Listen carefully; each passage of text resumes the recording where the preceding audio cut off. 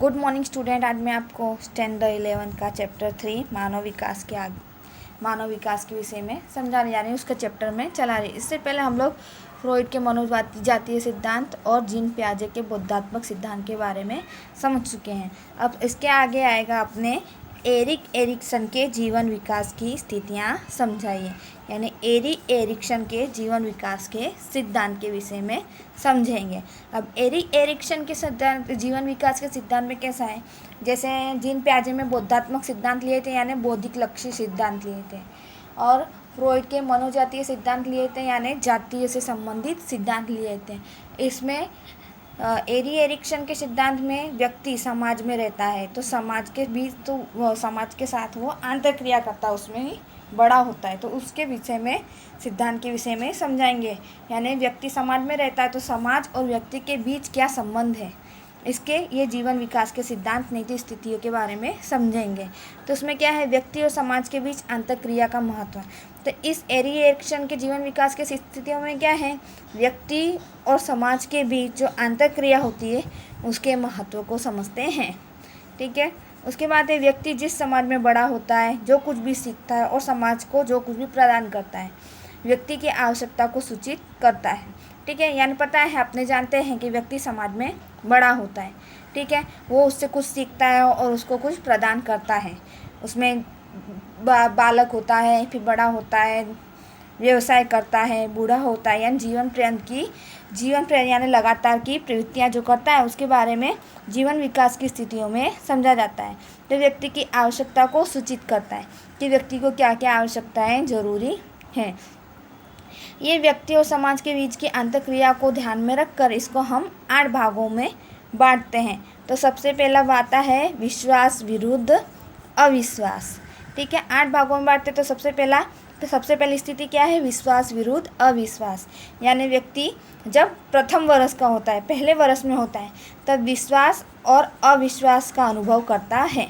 अब वो किस तरीके से करता है, तो व्यक्ति उस समय प्रथम वर्ष में वो अपने माता पिता से ज़्यादा अटैचमेंट में होता है, ज़्यादा जुड़ा हुआ होता है, निकटतम होता है।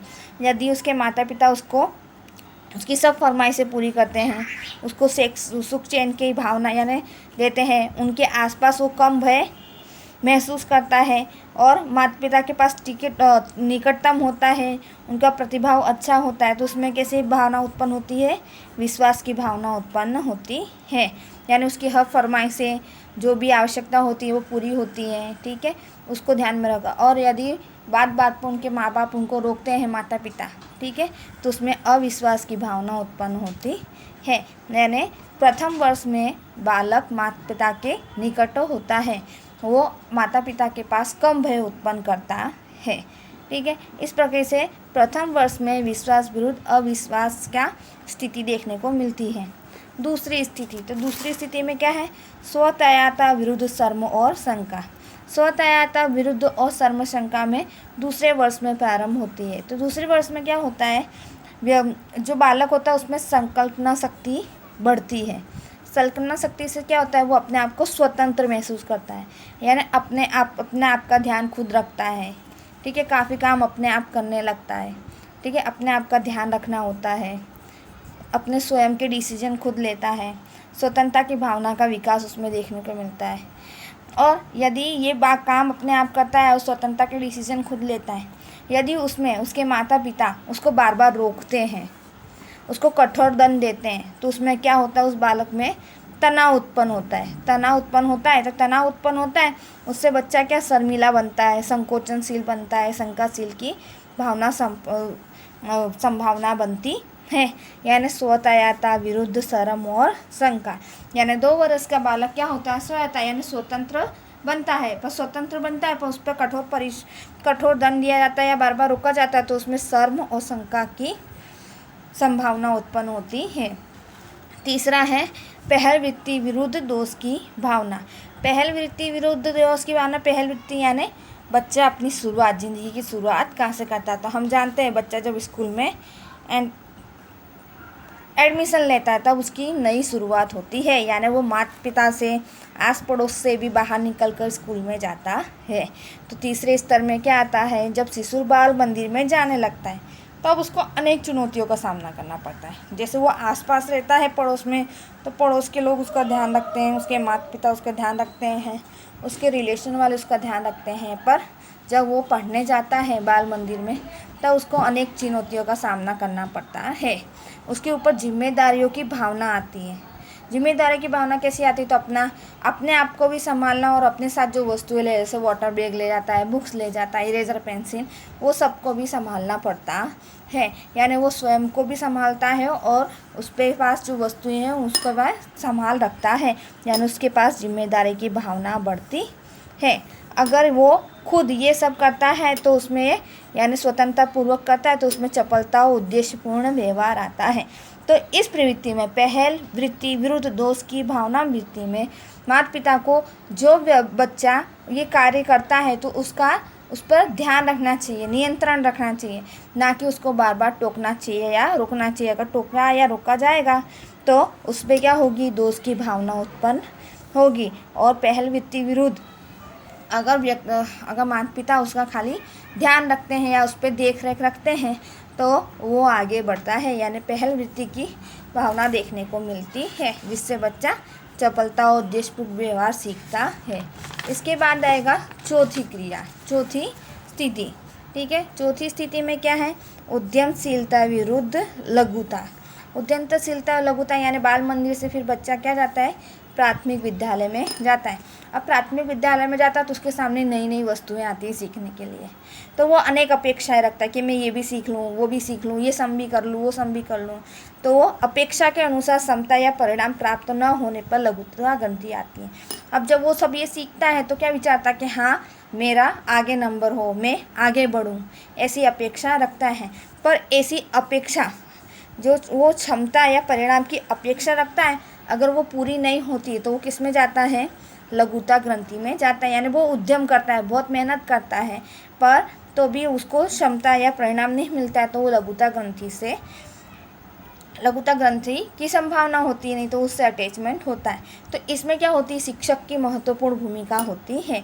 शिक्षण क्या करते हैं, अगर बच्चा इसमें नहीं आगे बढ़ता है तो उसको क्या करता है, प्रोत्साहन देता है। ठीक है, कि वो आगे बढ़े, अंदर नए नए तरीके समझाते हैं। तो शिक्षण की महत्वपूर्ण भूमिका होती है, जिससे वो लघुता ग्रंथि से बाहर आ सकता है। उसके बाद है आगे स्वपरिचय विरुद्ध भूमिका संबंधित उलझने। ठीक है, अब ये स्वपरिचय विरुद्ध भूमिका संबंधित उलझने ये किस में देखने को मिलती है, तरुणावस्था में। अब तरुणावस्था में क्या होता है, वो अलग अलग व्यक्तियों की पहचान बनाने के लिए, ठीक है, यानी अलग अलग व्यक्तियों से पहचान बनाता है। ठीक है, और अपने जीवन में यानी अलग अलग व्यक्तियों में नहीं तो समाज में अपनी पहचान बनाने के लिए उसको क्या क्या करना चाहिए। ठीक है, उसके सामने काफ़ी सारे प्रश्न आते तो उन प्रश्नों का हल कैसे होगा। ठीक है, इन सब के विषय में विचारता है कि अलग व्यक्ति यानी वो समाज में किस तरीके से अलग व्यक्ति के रूप में सामने आए, यानी उसकी पहचान कैसी होनी चाहिए, अलग होनी चाहिए समाज में। ठीक है, तो इस परिस्थिति में माता पिता का मार्गदर्शन जरूरी होता है। अगर बालक इसमें असफलता प्राप्त करता है तो उसके साथ उलझनें उत्पन्न होती है। यानी स्वपरिचय, समाज में खुद का परिचय किस तरीके से बनेगा, उसका ध्यान रखता है कि स्वपरिचय कैसा होगा। और अगर उसको माता पिता को उसका मार्गदर्शन करना चाहिए। अगर ये सब में उसको असफलता मिलती है तो उससे संबंधित उलझनें उत्पन्न होती है। यानी 5वें में स्वपरिचय विरुद्ध भूमिका संबंधित उलझनें। आगे की स्थिति में आएगा आत्मीयता विरुद्ध एकाकीपन। ये कब आता है, जवानी की अवस्था में आता है। तो जवानी की अवस्था में वो अलग अलग व्यक्तियों से मिलता है, अलग अलग व्यक्तियों के साथ अंतःक्रिया करता है, यानी परिवार के अलावा अलग अलग व्यक्तियों से मिलता है, उनके साथ अंतःक्रिया करता है। तो उसको क्या, आत्मीयता या एकाकीपन दोनों के बीच संघर्ष करना पड़ता है। अगर उसको आत्मीयता मिलती है तो वो आगे बढ़ता है, और अगर असफलता मिलती है तो उसको एकाकीपन की भावना उत्पन्न होती है। यानी समाज में आत्मीयता, व्यक्तियों के साथ अंतःक्रिया करने पे आत्मीयता विरुद्ध एकाकीपन, अगर उसमें असफलता मिलती है तो वो एकाकीपन का संभावना रखती है, और इस तरीके से आत्मीयता विरुद्ध एकाकीपन देखने को मिलता है। नेक्स्ट पॉइंट है उत्पादकता विरुद्ध निष्क्रियता। उत्पादकता विरुद्ध निष्क्रियता में क्या होता है, व्यक्ति है वो स्थायी हो जाता है, ठीक है। वो व्यवसाय में स्थिर होना चाहता है कि अब इसके आगे यानी एक व्यवसाय में स्थिर रहना चाहता है। तो एक व्यवसाय में स्थिर होता है, ठीक है। फिर अपने समवयस्क यानी जो भी उसके मित्र होते हैं, समवयस्क होते हैं, उनके साथ एक स्थिर संबंध बनाता है, ठीक है। अगर वो स्थिर संबंध होता है, व्यवस्थित होता है तो ठीक है, नहीं तो असफलता होने पर उसमें क्या होती है, निष्क्रियता पैदा होती है, नहीं तो निष्क्रियता की संभावना होती है। अगर स्थिर संबंध होता है तो उत्पादकता होती है, और अगर असफलता प्राप्त होती है तो निष्क्रियता देखने को मिलती है। यानी इसमें उत्पादकता विरुद्ध निष्क्रियता देखने को मिलती है।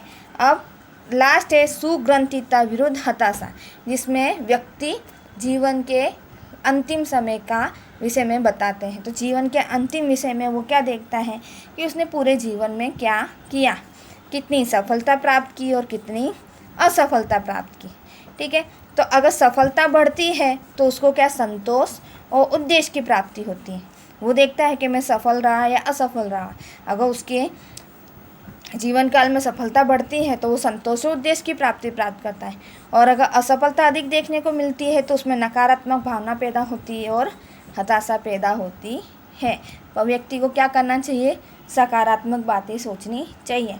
भले उसमें सफलता अधिक हो या असफलता अधिक हो, तो भी उसको नज़रअंदाज करके आगे बढ़ना चाहिए, जिससे उसका विकास हो सकता है। यानी सकारात्मक भावनाओं को देखना चाहिए। इस तरीके से एरी और एरिक्सन की जीवन विकास की स्थितियों में, ठीक है, जीवन विकास की स्थितियों को 8 भागों में बांटा गया है। पहला क्या है, विश्वास विरुद्ध अविश्वास। दूसरा है स्वायत्ता विरुद्ध शर्म और शंका। तीसरा है पहल वृत्ति विरुद्ध दोष की भावना। चौथा है उद्यमशीलता विरुद्ध लघुता। पांचवा है स्वयं परिचय विरुद्ध भूमिका संबंधित उलझने। छठा है आत्मीयता विरुद्ध एकाकीपन। सातवां है उत्पादकता विरुद्ध निष्क्रियता, और आठवां है सुग्रंथिता विरुद्ध हताशा। इस तरीके से चैप्टर 3 मानव विकास आपका कंप्लीट होता है। इसके आगे मैं क्वेश्चन आंसर दूंगी, वो आप लोग अपनी नोटबुक में लिख डालना। अस्तु।